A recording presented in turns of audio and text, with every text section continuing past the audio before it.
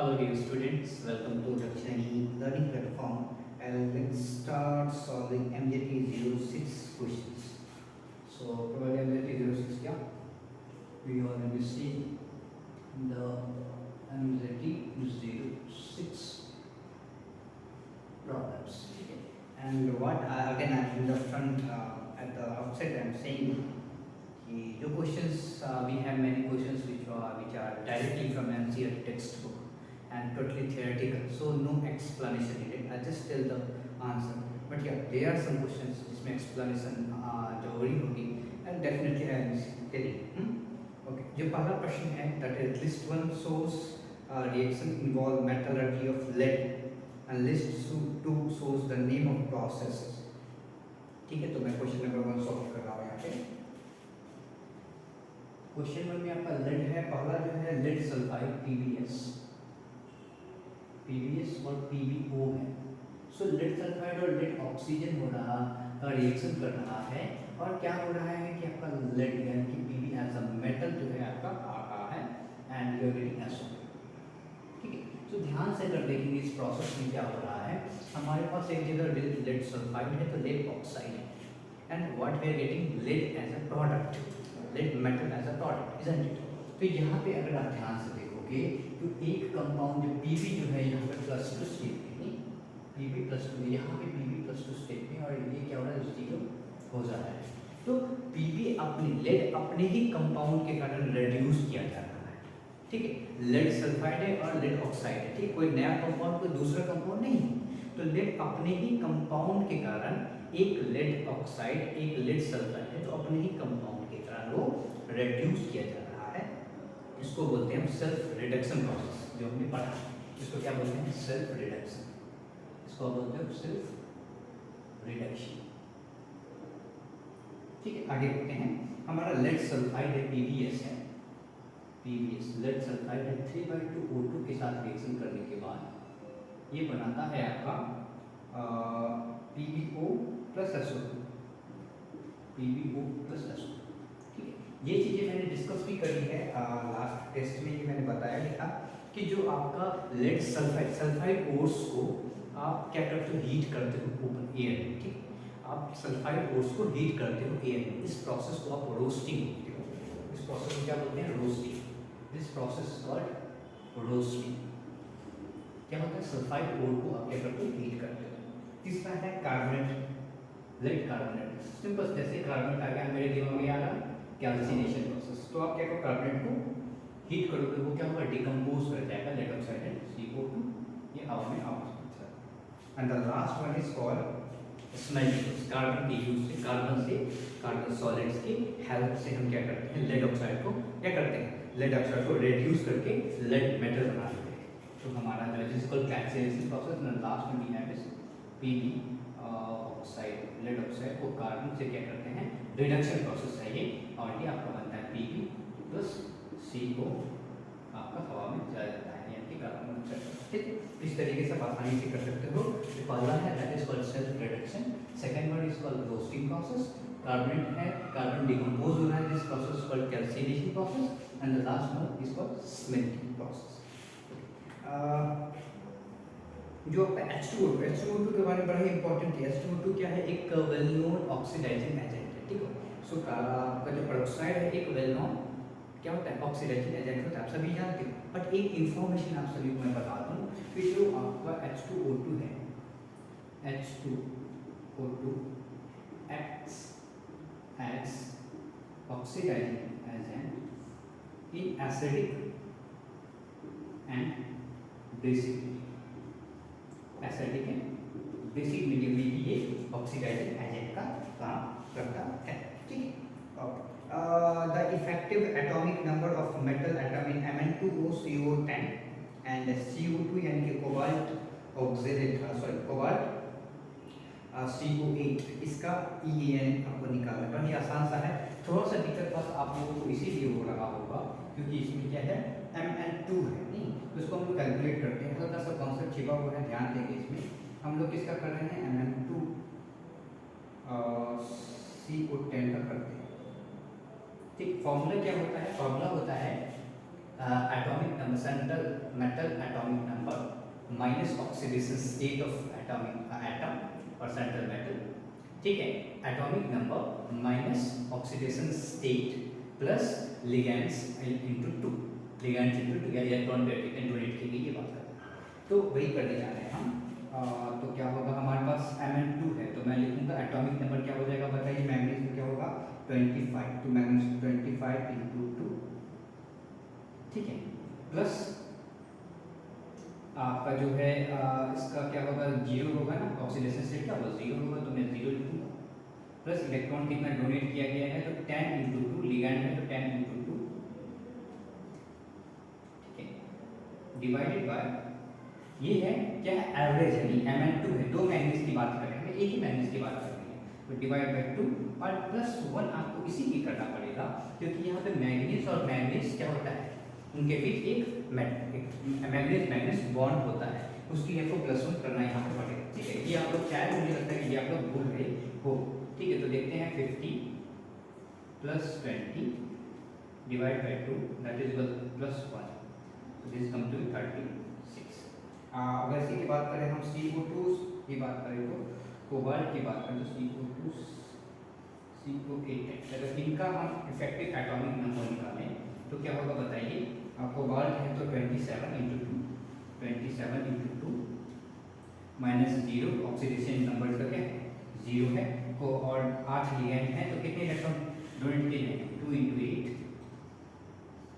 ठीक है, divided by 2, क्यों, क्योंकि 2 कोबाल्ट है, हमने ये जो कैलकुलेट किया 2 कोबाल्ट के लिए कैलकुलेट किया, पर इफेक्टिव एटॉमिक नंबर तो एक ही एटम की बात, एवरेज की बात कर रहे हैं, तो एक का बताना है, ठीक है, और प्लस 1, क्यों, क्योंकि कोबाल्ट और कोबाल्ट के बीच एक बॉन्ड बन रहा है। So we will be getting how much, we will be getting 54 plus 16 कितना हो जाएगा बताइए, so this is coming to be by 2 plus 1, this is also coming to be 6।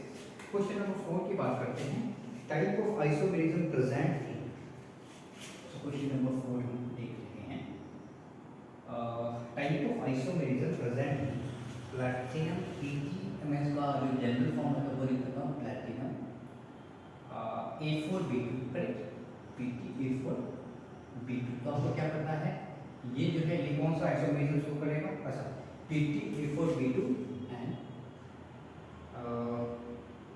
ओहो सॉरी ध्यान से देखो, अगर आपका ध्यान से देखो प्लैटिनम है अमोनिया 4 टाइम्स, अमोनिया 4 टाइम्स, यहाँ पे आपका क्लोरीन इनसाइड है कोऑर्डिनेशन स्फीयर और ब्रोमीन आउट है, और अगर इसकी बात करो तो प्लैटिनम NH3 4 टाइम्स, ब्रोमीन अंदर है और क्लोरीन बाहर है, तो दिस इज कॉल्ड आयोनाइजेशन, क्या कहते हैं आइसोमेरिज्म। आयोनाइजेशन मतलब क्या है कि आपको कोऑर्डिनेशन स्फीयर के अंदर आपका आयन एक्सचेंज कर दिया जाता है, आप बाहर से देखते हो अंदर से बाहर देखते हो, तो इस प्रकार के आइसोमेरिज्म को बोलते हैं आयोनाइजेशन आइसोमेरिज्म, ठीक है। Coming to next question, question number 5 है आपका, calculate the effective atomic number of, अच्छा तो बड़ा आसान क्वेश्चन है, आपके पास कंपाउंड है cobalt En2 times Cl2 negative, ठीक है, तो इसका आपका इफेक्टिव एटॉमिक नंबर आपको बताना है, कैसे बताएंगे, सेम है, effective atomic number that is equal to क्या होता है बताइए, एटॉमिक नंबर कोबाल्ट का क्या होगा, atomic number 27 minus oxidation state of cobalt, क्या होगा ऑक्सीडेशन स्टेट ऑफ कोबाल्ट क्या हो जाएगा, आई थिंक प्लस, करेक्ट ना, sorry this is plus 1, so this is plus 3, तो क्या हो जाएगा -3, प्लस क्या होता है इलेक्ट्रॉन्स डोनेटेड बाय लिगैंड्स, तो हमारे पास है 1 2 3 4 5 6, तो 6 into 2 plus 6 into 2, so we will be getting 27 minus 3 24, 24 plus 12 कितना हो जाएगा 36, ठीक। The pair in which both the elements show only one oxidation state, question number 6 की बात हम कर रहे हैं, तो स्कैंडियम हमेशा जो है आपका +3 दिखाता है, जिंक हमेशा क्या दिखाता है +2 दिखाता है। और क्या क्या है बताइए, कॉपर आपका क्या दिखाता है, कॉपर आपका +1 भी दिखाता है, +2 भी दिखाता है। आपका उसके बाद और क्या है, Ag यानी कि सिल्वर, सिल्वर आपका क्या दिखाता है, +1 दिखाता है, +2 दिखाता है और +3 भी दिखाता है। ठीक है, और की बात करते हैं यानी कि गोल्ड की बात करेंगे तो गोल्ड +3 दिखाएगा, +2 दिखाएगा, +1 भी दिखाएगा। क्या है, due to expansion of D orbitals ये ऐसा दिखाते हैं, due to expansion of D orbital दिखाते हैं। अब क्वेश्चन को फिर से पढ़िए, the pair in which both the elements shows only one oxidation state, तो स्कैंडियम एंड जी। आगे बढ़ते हैं, in which of the following molecules central metal और central atom is having complete octet, complete octet की बात कर रहा है। ठीक है, तो देखते हैं कंप्लीट ऑक्टेट कौन सा है। पहला जो है gallium chloride dimer, BeCl2 dimer, तो ये कैसा बनता है, chlorine here, chlorine here, beryllium here, beryllium here and one chlorine here and another chlorine see. ठीक, ध्यान से देखेंगे तो ये क्या है बताइए, इनके पास अगर आप इलेक्ट्रॉनिक कॉन्फ़िगरेशन देखो, बोरोन का क्या होता है, सॉरी बेरिलियम का क्या होता है बताइए, इलेक्ट्रॉनिक कॉन्फ़िगरेशन को 4 इलेक्ट्रॉन्स होते हैं, इक्वल्स टू 2p2। ओके, तो यहाँ पर अगर आप ध्यान से देखो तो वो बेरिलियम के पास कितने इलेक्ट्रॉन है, 5 ही इलेक्ट्रॉन है। ठीक है, तो ये ऑक्टेट इनकी कंप्लीट हुई। बेरिलियम हाइड्राइड में क्या होता है, आपको 3 सेंटर 2 इलेक्ट्रॉन बॉन्ड बनता है, याद होगा आपको, बनाना बॉन्ड होता है नहीं, तो उसमें बेरिलियम के पास 6 इलेक्ट्रॉन होते हैं। बेरिलियम हाइड्राइड सॉलिड में भी क्या होगा आपके पास, बेरिलियम हाइड्राइड सॉलिड में भी अपना जो है सो ऑक्टेट पूरा नहीं होता है। बेरिलियम क्लोराइड सॉलिड की बात करते हैं, ध्यान से देखें, बेरिलियम क्लोराइड सॉलिड की बात करेंगे, ये भी बनाना बॉन्ड जैसा ही बनता है। बेरिलियम क्लोराइड सॉलिड की बात करेंगे, इसमें ध्यान से देखो क्या हो रहा है, chlorine, chlorine and so on, chlorine, chlorine and so on. यहाँ पे एक चीज देखेंगे, ये कोऑर्डिनेट बॉन्ड बनता है। क्या होता है, कोऑर्डिनेट बॉन्ड बनता है, ये आपका कोऑर्डिनेट बॉन्ड बनता है। ठीक है, ये ऐसे गया, ये क्लोरीन ऐसे गया। तो अगर आप ध्यान से देखो, ध्यान से देखो, तो बेरिलियम के पास अब कितने इलेक्ट्रॉन है, 2 इलेक्ट्रॉन इसने दिया, 2 इलेक्ट्रॉन इसने दिया, टोटल हो गए 4 इलेक्ट्रॉन। अब बेरिलियम के पास ऑलरेडी वैलेंस शेल में 4 इलेक्ट्रॉन होते हैं, जो ऑलरेडी आप शेयर कर रखे हैं दोनों के साथ। ठीक है, तो बेरिलियम के पास 4 इलेक्ट्रॉन ऑलरेडी होते हैं, जो यहाँ पे 2 बॉन्ड बना के फॉर्म भी किया है। ठीक है, बट 4 इलेक्ट्रॉन जो होता है वो क्लोरीन के द्वारा कोऑर्डिनेट बॉन्ड से बेरिलियम क्लोराइड सॉलिड में जो फॉर्मेशन होता है उसमें दिया जाता है। तो टोटल हमारे पास 8 इलेक्ट्रॉन हो जाते हैं। ठीक, द ज्योमेट्री क्वेश्चन नंबर 8 है, the geometry with respect to the central metal central atom of the following molecules are. तो हमारे पास क्वेश्चन नंबर 8 की बात करते हैं। क्वेश्चन 8 क्या है हमारे पास, नाइट्रोजन, सिलिकॉन। ठीक है, तो ये क्या होगा बताओ, यहाँ पे क्या होगा, यहाँ पे नाइट्रोजन छोटा है, तो छोटे नाइट्रोजन की साइज स्मॉल साइज होने के कारण यहाँ पे पॉसिबिलिटीज है बैक बॉन्डिंग। यहाँ पे क्या होगा, बैक बॉन्डिंग होगा। क्या होगा यहाँ पे, बैक बॉन्डिंग होगा। इसके कारण जो नाइट्रोजन है ना, इस नाइट्रोजन को जो हाइब्रिडाइजेशन होगा वो होगा sp2। ठीक है, बैक बॉन्डिंग है, नाइट्रोजन साइज छोटा है तो इसका इलेक्ट्रॉन पेयर आराम से डोनेट किया जा सकता है। तो आपका नाइट्रोजन का जो हाइब्रिडाइजेशन है वो sp2 है। अब sp2 हाइब्रिडाइजेशन से इसका जो शेप होगा वो कैसा होगा, इसका शेप होगा ट्रायंगल प्लेन, इसका शेप होगा ट्रायंगल प्लेन। चलिए आगे बात करते हैं Me3 and like ammonia. So simple say this is called sp3 and this is called pyramidal shape. Pyramidal shape. Fair enough? Okay, let's talk about Si3H3. So we have SiH3. ये भी क्या होता है, sp3 होता है। Pyramid shape. अब आप लोग सोचोगे कि सर यहाँ इनमें और इनमें क्या डिफरेंस है, क्या यहाँ पे बैक बॉन्डिंग नहीं हो सकता है? जी हाँ, पॉसिबिलिटीज की बात हम कर सकते थे, पर क्या है कि जो फास्फोरस का साइज है वो नाइट्रोजन से काफ़ी ज़्यादा है। अब बैक बॉन्डिंग के लिए क्या होगा कि इलेक्ट्रॉन जो है देना पड़ेगा किसी को ना, इलेक्ट्रॉन देना पड़ेगा। बट क्या है कि जब डिफरेंस है ऑर्बिटल्स की जो बीच की दूरी ज़्यादा हो जाएगी तो क्या होगा, इलेक्ट्रॉन डोनेट करना थोड़ा सा मुश्किल होता है। तो एक्सटेंट ऑफ बैक बॉन्डिंग जो होता है फॉस्फोरस के कारण, साइंस के कारण थोड़ा सा डिक्रीज हो जाता है। तो क्या है, बैक बॉन्डिंग की पॉसिबिलिटीज ऑलमोस्ट जीरो हो जाती है, ठीक है। तो इसीलिए यहाँ पे इसका क्या है, इलेक्ट्रॉन डोनेट नहीं किया जा पाता है और इसका जो है हाइब्रिडाइजेशन sp3 रह जाता है, sp2 नहीं बन पाता है, ठीक। आगे बात करते हैं, जो हमारा क्वेश्चन नंबर 9 है कि when concentrated H2SO4 is added to charcoal, ठीक, जब कार्बन में आप कॉन्संट्रेटेड H2SO4 डालते हैं, कार्बन के साथ कार्बन सॉल्वेट प्लस H2SO4 होता है concentrated H2SO4, so what you are getting, you will be getting SO2 and CO2, ठीक है। तो ये जो है रिलीज हो जाता है, देखते हैं क्या है, concentration of H2SO4 is added to charcoal, आपका SO4 CO2 रिलीज होता है। अच्छा, lithium have similar properties, question 10 है, lithium have similar properties like magnesium. तो अगर आपको पीरियोडिक टेबल थोड़ा सा याद हो तो पीरियोडिक टेबल में क्या होता है, यहाँ पे लिथियम होता है, यहाँ पे बेरिलियम होता है, फिर यहाँ पे क्या होता है, सोडियम होता है और यहाँ पे मैग्नीशियम होता है, ठीक है। तो ये जो है आपने डायगोनल रिलेशनशिप का नाम सुना है। तो लिथियम जो है काफ़ी हद तक मैग्नीशियम से मिलता है, उसकी प्रॉपर्टीज मैग्नीशियम से मिलती है। सिंपल सा कारण ये है कि वो क्या है, डायगोनल रिलेशनशिप से जुड़े होते हैं, ठीक। अच्छा, अगला क्वेश्चन है which bond angle would result in maximum dipole moment. तो सिंपल सी बात है कि जो एंगल 90 डिग्री होता है, 90 डिग्री में क्या है, एक दूसरे को कैंसिल आउट नहीं कर पाता है, ठीक है। 90 डिग्री में क्या है, कैंसिल नहीं होता है। तो अगर इधर जा रहा है इधर जा रहा है, रिजल्टेंट काफी ज्यादा होगा। तो आपको मैं थोड़ा सा एग्जांपल देता हूं, अगर मान लीजिए 90 से थोड़ा सा कम हो, 90 से थोड़ा सा कम हो, तो इसका अगर मानते हैं इसका जो कंपोनेंट है, ये जो बनता है वेक्टर, आप लोगों ने पढ़ा होगा नहीं, तो इसका जो दो कंपोनेंट होता है, एक इस डायरेक्शन में होगा और एक इस डायरेक्शन में होगा, ठीक है। तो ये जो कंपोनेंट है, ये जो कंपोनेंट है वो बढ़ जाता है, ठीक है। तो अगला क्वेश्चन है which bond angle result in maximum dipole moment. तो आपको पता है जो theta is equal to 90 degree के लिए क्या होता है, आपका डायपोल मोमेंट सबसे ज्यादा होता है, थीटा 90 डिग्री के लिए।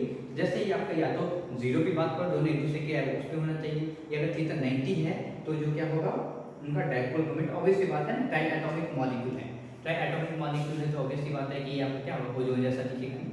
तो आपको क्या करना है, जब थीटा 90 डिग्री होता है तो डायपोल मोमेंट सबसे ज्यादा होता है। अगला क्वेश्चन है which of the following is incorrect order of x p x bond angle। Adjusted है, मैं थोड़ा सा बोर्ड साफ कर दूं। अगर हम बात करते हैं बॉन्ड एंगल की, x की x बॉन्ड एंगल, यानी कि x की जगह पर आपको हैलोजन्स रखने होंगे, ठीक, हैलोजन्स रखने होंगे और उसके बाद आप आसानी से बॉन्ड एंगल के बारे में डिस्कस कर सकते हो।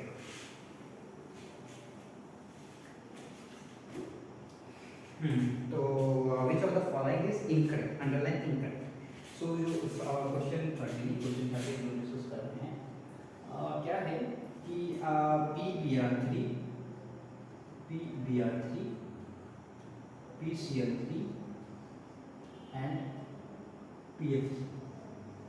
तो देखिए क्या है, फ्लोरीन का साइज छोटा है, क्लोरीन का साइज थोड़ा सा बड़ा है, ब्रोमीन का साइज बड़ा है, तो साइज यहाँ पे मैटर करेगा। साइज होने के कारण क्या होगा, इलेक्ट्रोस्टैटिक रिपल्सन जो साइड एटम्स में है वो ज़्यादा होगा, वो एक दूसरे से दूर जाना पसंद करेंगे, ठीक है। तो जो ब्रोमीन फास्फोरस ब्रोमीन बॉन्ड है वो थोड़ा सा ज़्यादा होगा कंपेयर टू क्लोरीन बॉन्ड वाला, और ये जो है फ्लोरीन साइज छोटा होने के कारण क्या हो जाएगा, इनका बॉन्ड एंगल क्या डिक्रीज कर जाएगा। सेम थिंग इस टू में भी आपका जो है ब्रोमीन अगर आ रहा है तो उसके कारण क्या होगा, बॉन्ड एंगल इंक्रीज करेगा। बट जैसे ही आप आयंस बनाते हो तो जैसे इसमें ध्यान से देखेंगे, जो PBr3 है, PBr4 है, इसका लोन ले लिया गया, और PCl4 है एंड PF4 है।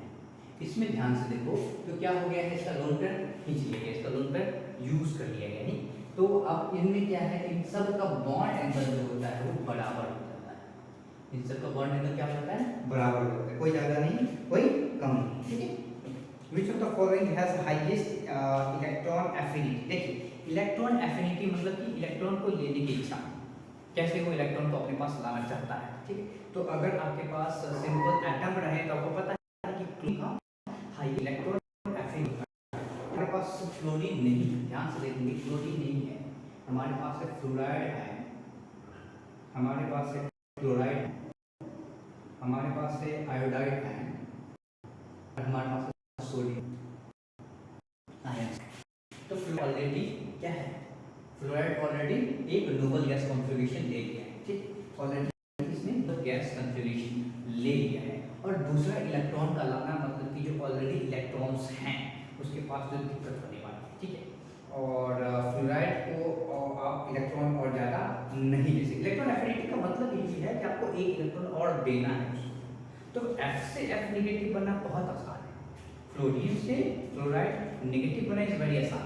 सो इसीलिए क्या होता है कि इलेक्ट्रॉन एफिनिटी ऑफ फ्लोरीन बहुत हाई होता है, but electron affinity of fluoride ion is very difficult. नहीं देना चाहिए, मतलब भैया मेरे पास ऑलरेडी नोबल गैस कॉन्फ़िगरेशन है, thank you very much. But अगर बात कर सोडियम की, तो सोडियम में क्या है, सोडियम के पास ऑलरेडी 11 इलेक्ट्रॉन होते हैं, और ये सोडियम नहीं है, तो सोडियम क्या है, पॉजिटिव आयन है, यानी कि आपने इसका एक इलेक्ट्रॉन जबरदस्ती निकाल रखा है, आयनाइजेशन एनर्जी डाल के इलेक्ट्रॉन निकाल रखा है। तो इसको एक और इलेक्ट्रॉन देने पे एक न्यूट्रल स्पीशीज बनेगा, तो इसको कोई प्रॉब्लम नहीं है, ये आसानी से बन सकता है। तो इन चारों में क्या है, इलेक्ट्रॉन एफिनिटी इसकी ज़्यादा होगी, ये इलेक्ट्रॉन आसानी से अपने पास ले सकते हैं। Which of the following properties similar between cation and anion? अगर आप क्वेश्चन 15 की बात कर रहे हो तो मान लीजिए A be any atom, A be any atom, तो क्या हो जाएगा, कैटायन क्या हो जाएगा बताइए, कैटायन ए नेगेटिव, कैसे बना, एक इलेक्ट्रॉन लूज कर दिया। एनायन कैसे बना, ए पॉजिटिव ए नेगेटिव, एक इलेक्ट्रॉन ऐड कर। तो आपने जस्ट क्या किया है, इलेक्ट्रॉन का एडिशन किया है और इलेक्ट्रॉन का रिमूवल हुआ है, ठीक है, ये दो चीजें हुई हैं कैटायन और एनायन की formation. So effective nuclear charge, there is nothing called nuclear charge, this particular option is talking about the effective nuclear charge. तो क्या होगा कि अगर आप ए नेगेटिव डाले हो तो क्या होगा, ए नेगेटिव डाले हो तो क्या होगा, शील्डिंग्स की बातें, बहुत सारी बातें करनी पड़ेगी। तो इफेक्टिव न्यूक्लियर चार्ज में थोड़ा सा चेंजेस आएगा, ठीक है। एटम इलेक्ट्रॉन के एडिशन से या इलेक्ट्रॉन के रिमूवल से क्या होता है, ये आपका इफेक्टिव न्यूक्लियर चार्ज में थोड़ा सा चेंज आता है। कैसे बात करो, इलेक्ट्रॉन टू प्रोटॉन रेशियो की बात आप करते नहीं, इलेक्ट्रॉन टू प्रोटॉन रेशियो की बात करते हो। जैसे अगर आपने यहाँ पे एक इलेक्ट्रॉन निकाल लिया तो जो बचे हुए इलेक्ट्रॉन हैं उस पर अब ज़्यादा पॉजिटिव चार्ज दिखेगा, तो इफेक्टिव चार्ज बढ़ गया। एक इलेक्ट्रॉन ऐड करने पे तो प्रोटॉन किसी का तो नहीं है, तो जो नीचे का जो पॉजिटिव फोर्स था तो नहीं था, पर नेगेटिव फोर्स क्या हो गया, थोड़ा सा ज़्यादा हो गया, तो इफेक्टिव चार्ज थोड़ा सा कम हो जाता है, ठीक। तो इफेक्टिव चार्ज तो चेंज होता है। Nuclear charge is just talking, और न्यूक्लियर चार्ज का मतलब है nuclear charge that is nothing but protons. You did not touch the proton, आपने प्रोटॉन को टच नहीं किया है, ठीक है। तो जब आपने प्रोटॉन को टच नहीं किया है तो न्यूक्लियर चार्ज में कोई भी क्या कहते हैं चेंजेस नहीं आने वाला है, ठीक है। इलेक्ट्रॉन नंबर तो खत्म ही हुआ नहीं, आयोनाइजेशन एनर्जी भी बदलता है, ठीक है। Okay, colloidal solution can not be prepared by, question 16 है कि colloidal solution can not be prepared by hydrolysis, वहीं से तो प्रिपेयर करते हैं, आपको पता है केमिकल मेथड, फिजिकल मेथड, ये सारी चीज़ें पढ़ी है। रिडक्शन ऑफ AuCl3 बनाते हैं इससे, peptization is one of the method to prepare colloidal solution. Electrophoresis ये है एक सेपरेशन टेक्निक, इलेक्ट्रोफोरेसिस एक सेपरेशन टेक्निक है, ये मेथड नहीं है कोलाइडल फॉर्मेशन के, ठीक है, ये एक सेपरेशन टेक्निक है। आपके पास है E0 की वैल्यू गिवन है, और E0 की वैल्यू गिवन है, आपको बनाना है, क्वेश्चंस बनाना है, क्वेश्चन नंबर 17 हमें डिस्कस करना है, क्वेश्चन 17 डिस्कस करते हैं, ठीक है। So let's discuss here and we will continue after the particular part. देखिए E0 वैल्यू क्या है, पहला है Au plus electron giving you Au, ठीक है, and E0 value is given, so I am writing given, then Au plus 3 taking 3 electrons and it is giving you gold, and I am writing E0 2. Question is asking, तो Au plus 3 से Au 3 plus बनाना है, sorry Au plus से Au 3 plus बनाना है, तो उसके लिए क्या करना पड़ेगा, इसको आपको 3 से मल्टीप्लाई करना पड़ेगा, और इसको घटाना पड़ेगा। आपको कैसा रिएक्शन चाहिए? आपको रिएक्शन चाहिए Au प्लस से Au 3 प्लस चाहिए। तो ये कब होगा? जिसमें 2 इलेक्ट्रॉन डाल दो। तो आपको क्या करना पड़ेगा? इस रिएक्शन को पाने के लिए आपको क्या पड़ेगा? Au प्लस 3 इस साइड आना चाहिए। तो आपको करना पड़ेगा कि इसमें से घटाइए, तो ये वाला रिएक्शन आ जाएगा। उसको डिवाइड करके आप कर सकते हो। तो आप एक और मैं बात आपको बता दूं कि आप सिंपली ऐसा नहीं कर सकते, E0 minus E1 minus E2 नहीं कर सकते हैं। आपको हमेशा ध्यान रखना चाहिए कि इलेक्ट्रॉन पोटेंशियल कभी भी जोड़ा या घटाया नहीं जाता है। डेल्टा जी अगर आपको याद हो तो डेल्टा जी जो है, इसके लिए अगर आप डेल्टा जी लिखते हो तो क्या होगा? Delta G not is equal to minus M F E not होता है 1 E0 1। ठीक है, delta G not 2 is equal to क्या हो जाएगा? Minus M F E not 2। ठीक है, सो तीसरी के लिए अगर लिखूँ तो क्या होगा? Delta G not 3 is equal to क्या हो जाएगा? Minus M F E not 3। हाँ, अब गिब्स फ्री एनर्जी चेंज को अब घटाया और जोड़ा जा सकता है। तो अगर मुझे इसको निकालना हो तो क्या हो जाएगा बताइए? ये हो जाएगा आपका delta G is equal to क्या हो जाएगा? Delta G is equal to क्या हो जाएगा? इसको आप ऐसे कर दो, m into N 3 into E not 3 equal to N 2 into और N F E naught N 2 into E not 2 plus N 1 into E naught 1 into F. So this is delta G 1, delta G 2, delta G 1 है, delta जी 3। हमने सिर्फ delta G को किया है। तो अगर इसमें आप वैल्यू पुट करो तो you will be getting minus 1.255। आपको एफ को हटा दो, एफ का तो कोई काम ही नहीं है। यहाँ पे n3 की वैल्यू 2 है, n2 की वैल्यू यहाँ पे आपको 3 आ जाएगी और n1 की वैल्यू 1 है। ठीक है, in the electrolysis of AgNO3 the mass of Ag deposited is plotted against the chart। देखिए फैराडे's लॉ क्या बोला था कि mass deposited when 1 Faraday charge is passed is called gram equivalent case। ठीक है, तो यहाँ पे उसने स्पेसिफिक बात करी थी। अगर उसी फ्लो आप डिपिक्ट कर जाओगे तो वो क्या होगा? एक स्ट्रेट लाइन आएगा जो 0 से पास करता है, ऑरिजिन से पास करता है। और इसमें जो स्लोप होगा, ठीक है, सो स्लोप आपको क्या होता है? tan थीटा के रूप में आप दिखाते हो। क्वेश्चन पूछा है इन द आपका स्लोप जो है वो क्या हो जाएगा? जैसे फैराडे's लॉ के आधार पे अगर देखो तो ये क्या हो जाएगा आपका? ग्राम इक्विवेलेंट विथ वो होगा अगर आपने 1 फैराडे लिया है। अगर आपने 1 फैराडे लिया है तो 1 2 3 4 5 उसके लिए क्या होगा? इसको बोलेंगे आप इलेक्ट्रोकेमिकल इक्विवेलेंस बोलेंगे। क्या होगा इसको? इलेक्ट्रोकेमिकल इक्विवेलेंस, यानी कि मास के चार्ज के आधार पर डिपॉजिट होता जाता है, तो इसको इलेक्ट्रोकेमिकल इक्विवेलेंस बोलेंगे। अगर वो 1 फैराडे की बात कर, स्पेसिफिक चार्ज की बात करता तो आप उसको ग्राम इक्विवेलेंट वेट बोलते थे। ठीक है, okay. The vapour pressure of solution of a liquid A and B, यानी कि टोटल प्रेशर इज 600 टॉट।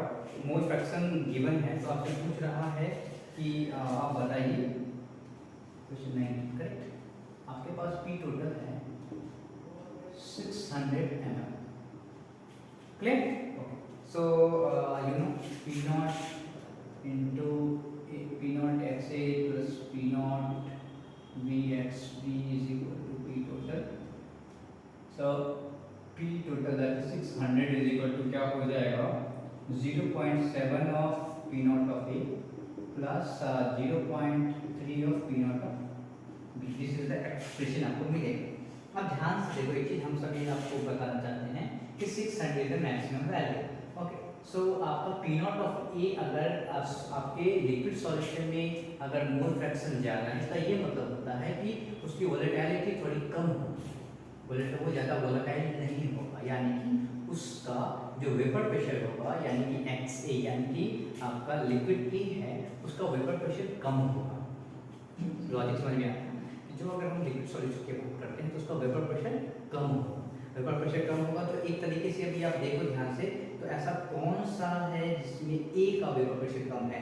तो 300 130 गलत है, फिर 1300 130 गलत है, 300 1300 that is the correct option, और चौथा ऑप्शन दोनों बराबर है। तो करेक्ट ऑप्शन वो भी है। अगर आपको तब भी विश्वास नहीं हो रहा है तो मैं बता दूँ 0.7 into 300 plus 0.3 into 1300. So if you see this, you will be getting this is sorry 300. So this is 210 plus this is 390. So this is going to be 600. ठीक है, तो ये आपका करेक्ट ऑप्शन हो जाएगा। आगे देखते हैं which of the following for the reaction correct है। ये सब है यहाँ पे डिसोसिएशन की जगह क्या हो रहा है, एसोसिएशन हो रहा है।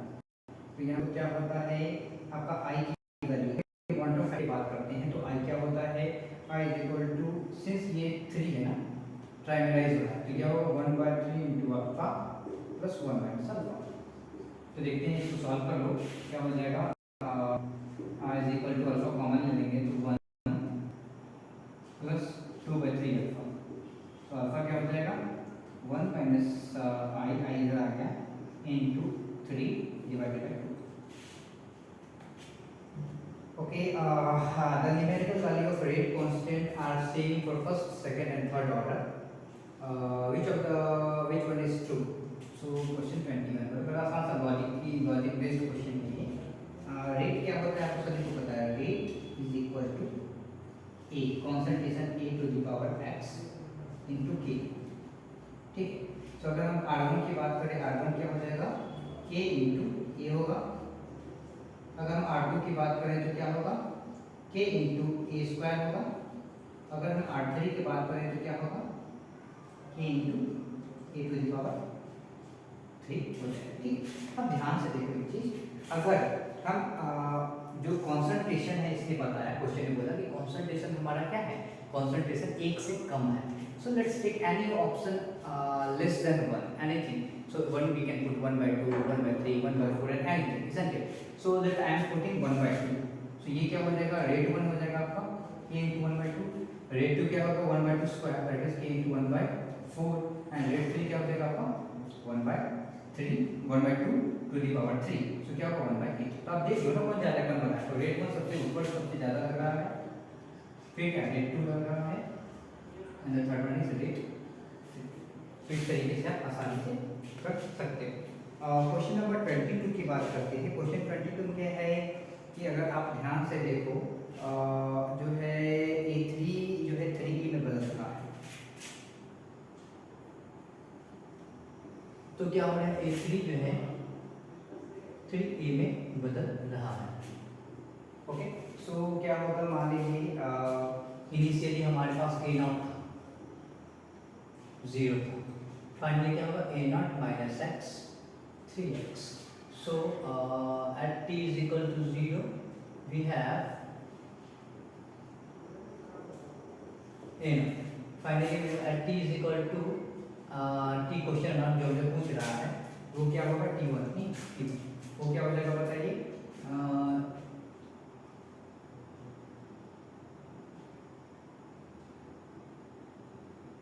ओके। सो t1 पूछ रहा है तो यहाँ पर क्या हो जाएगा आपका A0 क्या हो जाएगा बताओ। अगर आप ग्राफ पे देखो ना तो ग्राफ में क्या बता रहा है ये कॉन्सेंट्रेशन और ये कॉन्सेंट्रेशन बराबर बता रहा है, यानी कि क्या मैं बोलूँ A0 minus X is equal to x.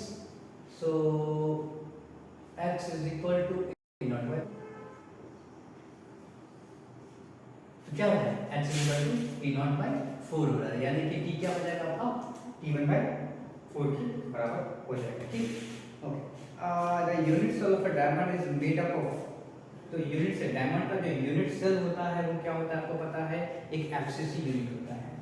ठीक है, डायमंड का यूनिट सेल क्या होता है डायमंड, ये एफसीसी यूनिट सेल होता है एंड इसकी अल्टरनेट जो आपके अल्टरनेट मतलब कि 1/8 इंटू सॉरी हमारे पास टोटल 8 टेट्राहेड्रल वर्ड्स होते हैं, तो अल्टरनेट टेट्राहेड्रल वर्ड यानी कि 4 टेट्राहेड्रल वर्ड्स आर फिल्ड। ठीक है, तो इन सारी पोजीशंस पे आपके एटम्स होते हैं या एफसीसी के लैटिस पॉइंट्स पे होंगे और 4 अल्टरनेट टेट्राहेड्रल वर्ड्स जो तो एटम से फिल्ड होते हैं। ठीक, oxidation number of carbon is C4H10 और process C4H10 same है, this is x, so you will be getting 4x plus 10 is equal to 0. So x की वैल्यू क्या आ जाएगी plus 10 by 4, that is 2.5. Okay, that's fair. Now let's talk about which is the heat of formation of NO. तो ध्यान से देखो ना, N2 plus O2 giving 2 moles of NO, 24 kilo, but heat of formation के लिए हमें से 1 mole of NO बनना चाहिए. जस्ट डिवाइड बाय 24 को 2 से डिवाइड करो, so we will getting 12. Okay, so let's talk about question number 26. 26 क्या है?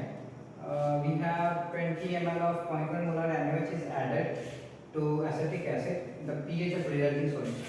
So sodium hydroxide plus CH3 COOH is giving you. So CH3 COO negative plus sodium plus this is salt. Let me write Na plus H2. So let's talk about the moles. अगर ध्यान से देखो, this is called 2 millimole and this is 6 millimole at T is equal to 0. So at T is equal to T equilibrium, ये सारा का सारा खत्म होगा, स्ट्रॉन्ग इलेक्ट्रोलाइट है और दो ये है तो दो भी ये खर्च होगा तो बच जाएगा कितना, और ये दो आपका बच जाएगा. ठीक है. Okay, so let's talk about pH of the solution. pH क्या होता है? pH is equal to pK plus log of salt by acid. ठीक है, salt by acid होता है. सो pK क्या है हमारा 4.74 प्लस log of salt कितना है 2 by volume divided by 4 by volume. So this is 4.74 minus of log 2. So this is coming to 4.74 minus 0.3. So this is 4.4. 4.4. Next question का ध्यान से देखना. Which of the following cases the solution of HCl is unsaturated? तो unsaturated solution के लिए क्या होता है? कॉन्सेंट्रेशन ऑफ आयंस जो होता है वो Kp से अगर कम होता है तो वो अनसैचुरेटेड कहा जाता है. ठीक.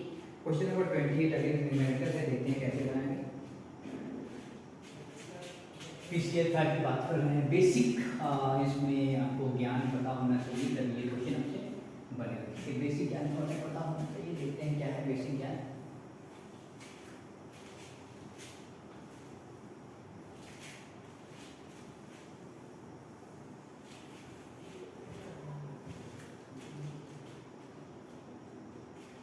क्वेश्चन 28. ठीक है, तो 40 में बनाते हैं. अब देखिए हमारे पास क्या है, PCl5 है. PCl5 के रहा है PCl3 प्लस Cl2. ठीक है. इनिशियली हमारे पास क्या था, वेपर डेंसिटी 104.25 था, यानी कि इनिशियली हमारे पास 104.25 into 2. जैसे इनिशियली मास जो था हमारे पास था that is 104.25 into 2, that is the initial total mass. Okay, now what happened, इसका जो इसके क्या कहते हैं डिसोसिएट होने के कारण आपका जो है इसका वेपर डेंसिटी कम हो गया, यानी कि मिक्सचर का जो है ना 62 है उसका वेपर डेंसिटी. तो क्या हो जाएगा 1 minus alpha is equal to alpha plus alpha, total is equal to 1 plus alpha. So divided by क्या हो जाएगा बताइए, this is total mole 1 plus alpha, this is the 62 into 2, 2 cancel. So 1 plus alpha is equal to 104.2 divided by 62. So alpha की value आ जाएगी approximately, alpha की value आ रही है 68%. ठीक है. क्वेश्चन नंबर 29 की बात कर रहे हैं. क्वेश्चन 29 क्या है हमारे पास, arrange the following increasing order of magnetic moment. Mn+2 की बात करते हैं. Mn+2 क्या हो जाएगा आपका 3d5 है, 5 एम्पीयर इलेक्ट्रॉन्स. अगर आप बात करते हैं आपका इसके बाद क्या है, कॉपर +2 है. तो कॉपर में 3d10 है, 0 एम्पीयर इलेक्ट्रॉन, यहाँ पे 5 है, यहाँ पे 0 है. निकिल प्लस की बात करते हैं तो इसमें 3d8 है, तो इसमें कितने देखते 2 एम्पीयर इलेक्ट्रॉन है. एंड कोबाल्ट +2 है, इसमें क्या हो जाएगा 3d7 है, इसमें 3 एम्पीयर इलेक्ट्रॉन है. तो अगर मैग्नेटिक मोमेंट की बात करो तो सबसे कम होगा, फिर इसका आएगा, फिर इसका आएगा, फिर इसका आएगा. ठीक. क्वेश्चन नंबर 30 की बात करते हैं. 40 में आपका कैल्शियम फॉस्फेट है Ca3PO4 2 टाइम्स. ठीक है. तो एक मॉलिक्यूल में कितने एटम है ऑक्सीजन के, this will total eight 8 atoms, 8 atoms, ठीक है, 8 एटम्स, 8 एटम्स हैं। तो 0.4 मोल की 0.4 mole oxygen, how many moles of calcium phosphate will contain 0.4 moles of oxygen. तो अगर 8 moles oxygen in 1 mole calcium phosphate, तो 0.4 मोल कितने में होगा, 1/8 into 0.4, that is coming to भी कितना हो जाएगा बताइए, 4 में कटेगा तो 0.1/2, सो 0.05, ठीक, 0.05। आगे बात करते हैं which of the following can be used as tranquilizer. तो आपका रेनॉल भी होगा, वैलियम भी होगा और सेरोटोनिन भी आपका ट्रैंक्विलाइजर के रूप में यूज किया जाता है। तो इसका चारों ऑप्शन होगा, मतलब तीनों सही होगा। In the given reaction value of N is glucose plus N phenyl hydrogen, glucosazone. तो इसकी बात करते हैं, बड़ा ही आसान सा रिएक्शन है पर आपको पता होना चाहिए। अब क्वेश्चन नंबर 32 है, मैं रिएक्शन जल्दी से लिख देता हूँ। जैसे CH2OH, CHOH actually, and then CHOH 3 times and CH2OH। एक मोल अगर आप क्या कहते हैं इसमें फिनाइल हाइड्रोजन का यूज करोगे, 1 मोल, ये क्या बनेगा, फिनाइल हाइड्रोजोल बनेगा, ठीक है। क्या बनेगा, एक मोल करेंगे तो फिनाइल हाइड्रोजोल बनेगा, पहला मोल में फिनाइल हाइड्रोजोल बनेगा, ठीक है। उसके बाद एक और मोल करेंगे फिनाइल हाइड्रोजोल का, क्या मतलब है, CH क्या होगा, डबल बॉन्ड NH5, और ये होगा, ध्यान से देखेंगे, ये जो है डबल बॉन्ड बन गया है, ये डबल बॉन्ड बन गया है, ठीक है, करेक्ट है, सॉरी, ये आपका CHOH रहता है, ये आपका CHOH3 है, CH2OH। एक मोल और यूज कीजिए फिनाइल हाइड्रोजोल का, 1 मोल, तो क्या होगा, CH डबल बॉन्ड NH, यहाँ पे और 5 हो गया, यहाँ पे C double bond O, CHOH 3 times. और अगर एक मोल और यूज करते हैं तब जाके आपका बनता है क्या, आपका ग्लूकोसाजोन बनता है, ठीक है। अगला यानी कि 1 मोल 2 मोल 3 मोल, हमें कितना मोल यूज करना पड़ता है, हमें 3 यूज करना पड़ता है, ठीक है। क्वेश्चन 3 बोल रहा है, 33 बोल रहा है, give the decreasing order of the reactivity. तो हमारे पास क्या क्या है, हमारे पास है टोलीन है, CH3, हमारे पास वो CH3 भी लगा रखा है, हमारे पास और क्या है, क्यूमीन है, और हमारे पास लास्ट में क्या है, so decreasing order of reactivity towards nitration। Nitration के लिए आपको क्या है कि इलेक्ट्रॉन एक्टिवेटिंग ग्रुप चाहिए। तो देखो सबसे पहले कि आपका जो है ये रेजोनेंस के कारण इलेक्ट्रॉन एक्टिवेट करते हैं, तो 2 नंबर ये है सबसे, इसको आप 1 नंबर, ठीक है। इसके बाद ध्यान से देखेंगे तो ये सारे हाइपर कोलिगेशन भी कर सकते हैं। यहाँ पे 3 अल्फा हाइड्रोजन है, 2 अल्फा हाइड्रोजन है, और यहाँ पे कितने हैं, 1 ही अल्फा हाइड्रोजन है। तो ये 3 है, इसको 2 नंबर पे रखना पड़ेगा, फिर ये तीसरे नंबर पे आएगा, और ये आपके चौथे नंबर पे आएगा। तो अरेंज करना है तो आप ऐसे कर सकते हो, ठीक है। आगे बढ़ते हैं, क्वेश्चन नंबर 34 को पढ़ते हैं। क्वेश्चन 34 है हमारा, the reaction of benzoyl chloride. ये तो आपको पता ही है कि रोजेनबर्ग रिएक्शन होता है, ठीक है। रोजेनबर्ग रिएक्शन में क्या होता है, आपका जो क्या कहते हैं, पैलेडियम और बेरियम सल्फेट का यूज करते हो, और हाइड्रोजनेशन थोड़ा सा प्रोसेस होता है, रिडक्शन प्रोसेस होता है। इसमें क्या होता है, आपका जो है एल्डिहाइड का फॉर्मेशन होता है, इसमें क्या होगा, आपका एल्डिहाइड का फॉर्मेशन होगा, ठीक है। क्वेश्चन 35 की बात करेंगे, क्वेश्चन 35 को देख लेते हैं बात। क्वेश्चन 35, दिस इज क्वाड्रेटिक अमीन है हमारे पास, और इसमें क्या होगा, पहले हाइड्रोक्साइड का फॉर्मेशन होगा, ये जाएगा under, this will undergo elimination, ठीक है, एलिमिनेशन रिएक्शन होगा। तो देखते हैं ध्यान से, हमारे पास कार्बन है, नाइट्रोजन है, कार्बन है, कार्बन है, कार्बन है, carbon. So first of all ये क्या होगा आपका, फर्स्ट ऑफ ऑल क्या होगा, ये पॉजिटिव डाले ना, तो फर्स्ट ऑफ ऑल यहाँ पे नाइट्रोजन से आपका तीनों चला जाएगा, ठीक है। ये बनेगा प्लस CCOH, और उसके बाद ये आपका फॉर्म हो जाएगा C डबल बॉन्ड। तो this two are the factor short, okay. Question number 36 की बात कर रहे हैं, क्वेश्चन 36 की बात कर रहे हैं, हमारे पास एक बेंजीन है,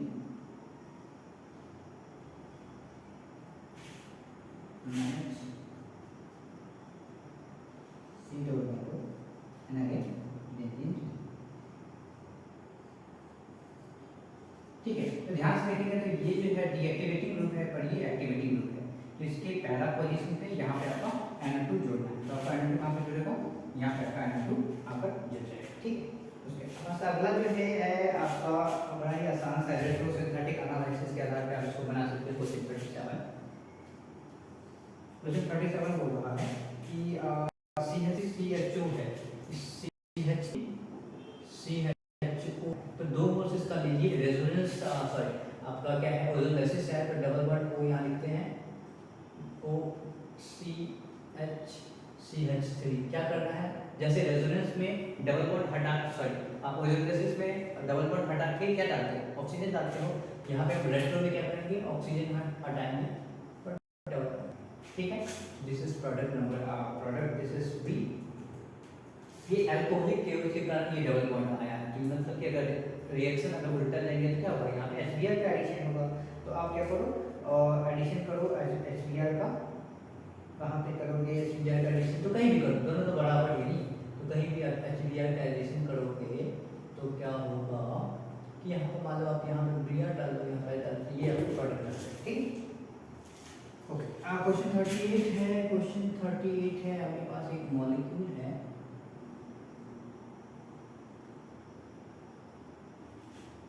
अब देखो ध्यान से, इसमें बोल रहा है कि हम मोनोक्लोरो प्रोडक्ट बनाना है, तो मोनोक्लोरो प्रोडक्ट बनाने पर तो आपको अलग अलग प्रकार के कार्बन जोड़ भी सकते हैं। तो देखो ध्यान से, ये एक कार्बन के हैं, ये बी कार्बन है, ये दोनों सिंगुलर कार्बन है तो मैं इसका सी नाम देता हूँ, ये दोनों सिंगुलर कार्बन है तो इसका मैं डी नाम देता हूँ, और ये भी एक कार्बन है, तो total 1 2 3 4 5 types of carbon are present. इसीलिए आपके पास कितने 5 मोनोक्लोरो डेरिवेटिव्स बनाए जाएंगे। क्वेश्चन नंबर 39 है, which of the following carbocation is most stable. तो आप सर्च कीजिए जो हमारे पास है, इसमें आपका जो है कौन सा ऐसा जहाँ पर रेजोनेंस हो रहा है। तो आप देखो ऑप्शन नंबर 3 है, वहीं पे नाइट्रो ग्रुप है जो नजदीक में, तो नाइट्रो रहेगा -IB होता है और -MB लिखा है, वो जस्ट कंजुगेट है, बाकी से कंजुगेट ऐसा कोई भी एटम नहीं। उसी तरीके से क्वेश्चन नंबर 40 के बाद which will be the least stable resonating structure. तो इसमें क्या है, अगर आप ऑप्शन नंबर 2 देखो तो ऑप्शन नंबर 2 में क्या है, जो कार्बन है, ध्यान से देखो क्वेश्चन नंबर 40 ऑप्शन नंबर 2 में बता रहा हूँ 40 ऑप्शन नंबर 2 देखो ध्यान से, CH2 C यहाँ पे नेगेटिव, पॉजिटिव CH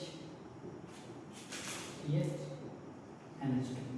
ये क्या हो रहा है, ध्यान से देखिए, ये क्या हो रहा है, ये जो कार्बन है वो 6 इलेक्ट्रॉन है इसके पास, तो ये ऑक्टेट 3 स्टेबल है। तो रेजोनेंट के स्ट्रक्चर में अगर आपका ऑक्टेट स्टेबल नहीं है तो वो सबसे गरीब वाला है, सबसे कमजोर और सबसे क्या होता है लीस्ट स्टेबल रेजोनेटिंग स्ट्रक्चर माना जाता है। क्वेश्चन 41 की बात करते हैं, decreasing order of acidic strength की बात की थी, तो आपका ऑप्शन नंबर ए जो है वो अगर जैसे ही आपका हाइड्रोजन छूटेगा वो एरोमेटिक कंपाउंड हो जाएगा। ऑप्शन वाई में ऐसा कुछ नहीं है, ठीक है, और आपका एक sp3 कार्बन भी है तो वो पीछे चला जाएगा सबसे। और ऑप्शन नंबर जेड भी पर जेड में कार्बो एनायन की स्टेबिलिटी के लिए साइनाइड है, जेड सबसे ध्यान जाएगा। ऑप्शन 41 करते हैं तो जेड में आ गया, फिर एक्स पे वाई है। सिमिलरली 42 की बात करें न्यूक्लिक एडिशन के आधार पर, तो देखो जो है इलेक्ट्रॉन विथड्रॉइंग ग्रुप जो है वो न्यूक्लियोफिलिक एडिशन में रिएक्टिविटी बढ़ाता है, और इलेक्ट्रॉन डोनेटिंग ग्रुप जो है it decreases reactivity of nucleophilic addition reaction. तो आप ध्यान से देखो कि जो हमारा थर्ड वाला ऑप्शन है इसमें नाइट्रो ग्रुप है, थर्ड में क्या नाइट्रो ग्रुप है, तो ये क्या करेगा, ऑब्वियसली बात आगे निकलेगा। और दूसरी बात आपको ध्यान से देखो कि जो ऑप्शन नंबर 2 है वो एक एल्डिहाइड ना होकर कीटोन है, तो जो आपका है न्यूक्लियोफिलिक एडिशन में एल्डिहाइड जो है वो कीटोन से हमेशा आगे रहता है, ठीक है। तो आपका थर्ड पहले सबसे ज़्यादा रिएक्टिव थर्ड होगा, फिर फोर्थ होगा क्योंकि क्लोरीन है, फिर क्या होगा फर्स्ट होगा ऑक्सीजन है, और फिर आपका क्या होगा COCH3 यानी कि एक कीटोन होगा, ठीक। आगे बात करते हैं, which of the following compounds show geometrical isomerism। 43 तो ऑप्शन क्या है सी सी ट्रिपल वन सी। तो ये तो अल्काइन है, ये ज्योमेट्रिकल आइसोमर शो ही नहीं करेगा। दूसरा option C C C C double bond C hydrogen hydrogen, same group, ये भी शो नहीं करेगा। तीसरा ऑप्शन आपका ज्योमेट्रिकल आइसोमर शो करेगा। ठीक, क्वेश्चन 44 की बात करते हैं। तो स्टार जो है वो कौन सा कार्बन, स्टार मार्क्ड कार्बन है वो इलेक्ट्रोनेगेटिव है। तो पहला ऑप्शन में ध्यान से देखेंगे, तो ऑप्शन नंबर 1 में क्या है, sp3 कार्बन है। ऑप्शन नंबर 2 में अगर आप देखो तो वो क्या हो रहा है, sp2 कार्बन है। ऑप्शन नंबर 3 में जो है आपका अल्काइन है यानी कि sp कार्बन है। ऑप्शन नंबर 4 में आपका क्या है, आपका sp2 है। तो ये sp कार्बन यानी कि s कैरेक्टर 50% है, तो मोस्ट इलेक्ट्रोनेगेटिव कार्बन होगा। क्वेश्चन 45 जो हमारा लास्ट क्वेश्चन है वो क्या बोल रहा है, ध्यान से देख लीजिए। हमारे पास ये है, इनका आपको बनाना है, नाम बनाना है, नोमेनक्लेचर करना है। तो इसमें अमीन ग्रुप जो होगा वो मुख्य भूमिका निभाएगा, यानी कि पेरेंट्स चेन के अंदर उसको शामिल करना होगा। ये सब C है। अब देखिए क्या है, आप शामिल नहीं कर सकते तो क्या करना होगा, नाम गिनना पड़ेगा, 1 2 3 एंड 4। ठीक है, तो क्या बोलेंगे, एन इथाइल, दोनों का इथाइल, तो N, डाई इथाइल। ठीक है, N, di ethyl but 3 and क्या हो जाएगा आपका 2 नंबर पे अमीन, तो ब्यूट 3 2 अमीन इसका करेक्ट आंसर हो जाएगा। ठीक, तो इस तरीके से आपने क्वेश्चन को बनाया। आप क्वेश्चन को रिपीट कर समझते नहीं, हो सकता है कुछ क्वेश्चन रिपीट एमजेटी 7 8 9 10 11 12 13 14 किसी न किसी में रिपीट हो जाए। तो प्लीज इन क्वेश्चन को ध्यान से बनाइए, अच्छे से पढ़िए। चलिए मिलते हैं आपके अगले टेस्ट सॉल्यूशन। Thank you.